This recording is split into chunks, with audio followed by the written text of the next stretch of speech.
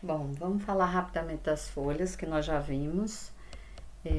A folha é um órgão especialmente adaptado à transpiração, a gente sabe disso, né? Porque se você ficar embaixo de uma folha à noite, você vai ter as gotículas caindo na sua cabeça, né? Então, ela é adaptada à transpiração, à gutação. Gutação é um tipo de transpiração onde a folha elimina a água líquida, não em estado de vapor, né? Porque a transpiração também pode ser vapor, mas a gutação é água líquida, às vezes forma aquelas bolinhas de água assim na superfície da folha. Isso é chamado de gutação, tá? Respiração e fotossíntese que a gente já sabe. Então, essas são as funções das folhas, né? São classificadas quanto à duração em perenes, são folhas mais resistentes, né? Como um exemplo é a laranjeira, e caducas, que são as folhas que caem mais rápido. Então, elas, a macieira é um exemplo. Nesses vegetais as folhas caem e deixam uma cicatrizinha chamada de abscisão. Essa cicatrizinha que forma, né, a folha, a gente quando vê a folha vai ficando amarelinha até cair, né?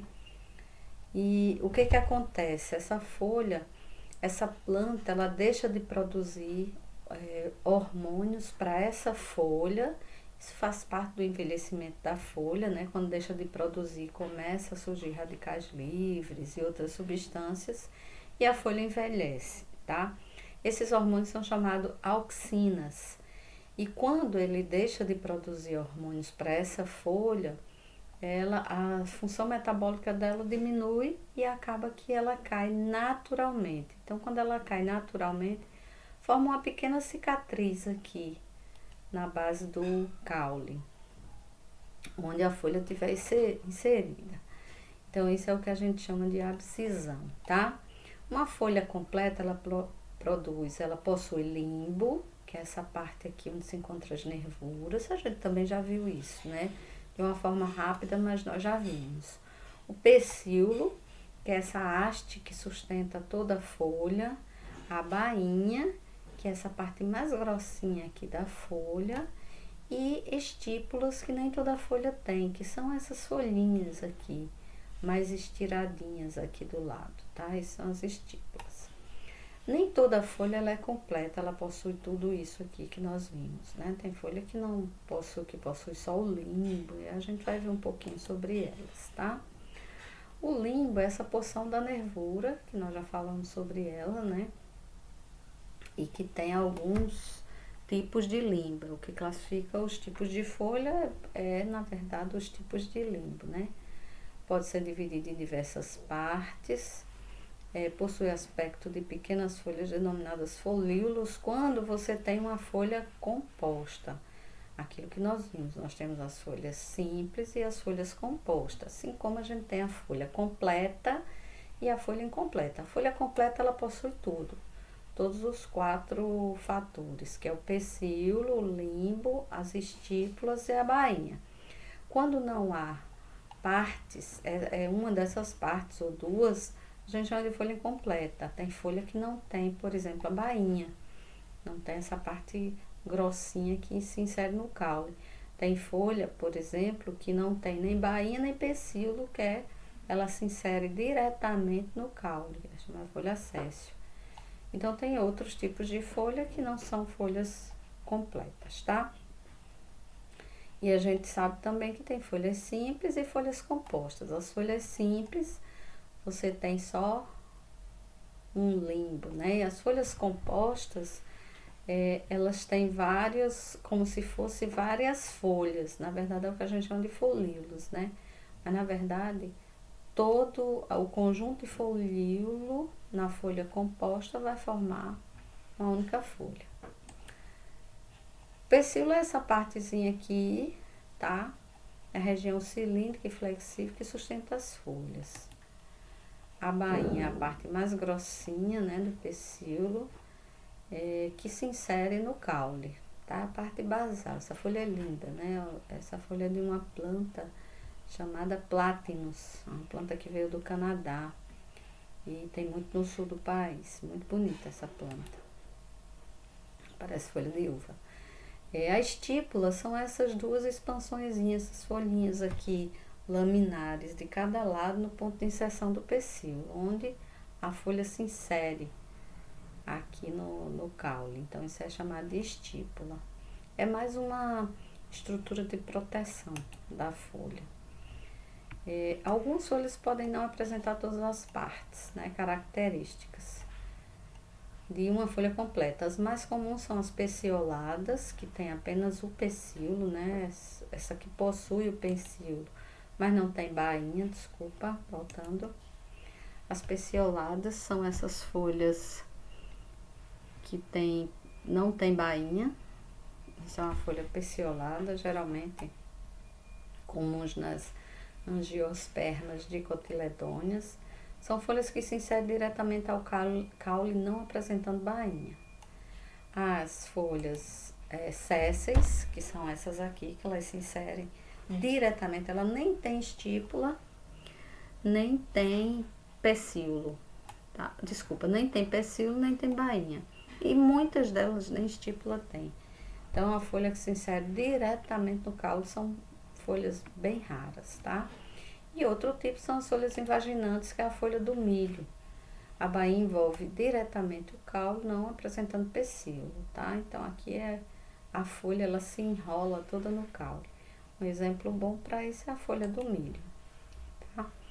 Outros tipos de folha, outra classificação, classificação de acordo com as nervuras. Elas podem ser paralelinérvias, onde as nervuras são paralelas, e elas podem ser peninérvias. Por que peninérvias? Porque as nervuras, elas lembram uma pena. Então, as paralelinérvias, elas são muito comuns nas monocotiledôneas, e as peninérvias comuns nas dicotiledôneas, tá? Então, a maioria das dicotiledôneas, angiospermas dicotiledôneas, são peninérvias.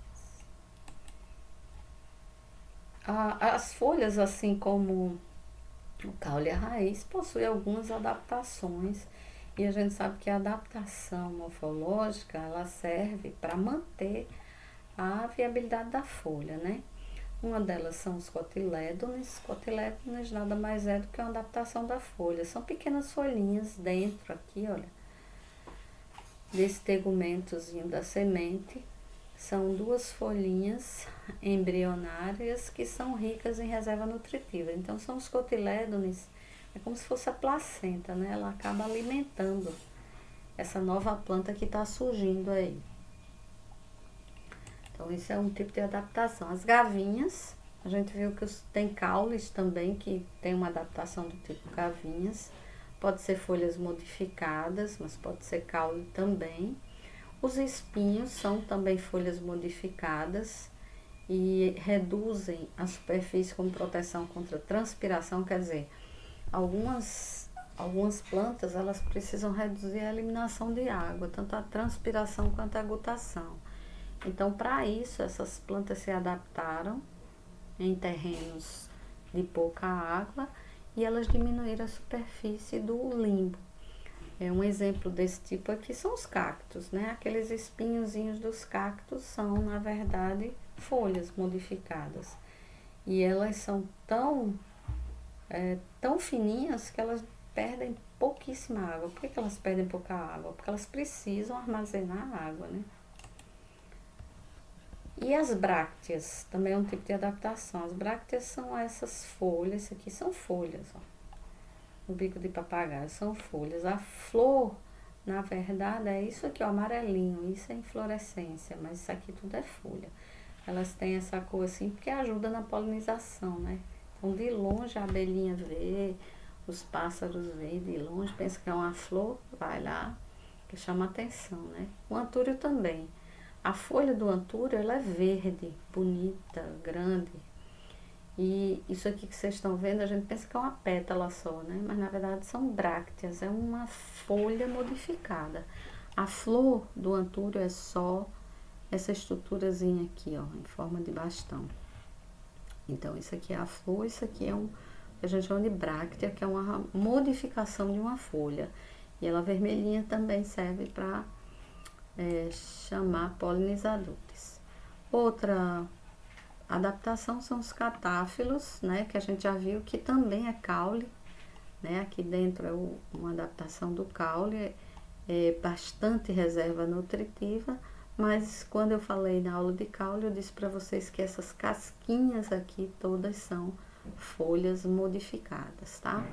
E o objetivo disso aqui é reserva nutritiva também, em locais, provavelmente, quando essa cebola veio à vida, né, nos primórdios da vida da cebola e do alho também, elas não tinham elementos nutritivos suficientes. Então, elas começaram a armazenar para não morrer, né? E tem as folhas do tipo carnívoras, insetívoras, né? Que elas se adaptam de uma forma, usam alguns elementos atrativos, exatamente para atrair insetos, tá?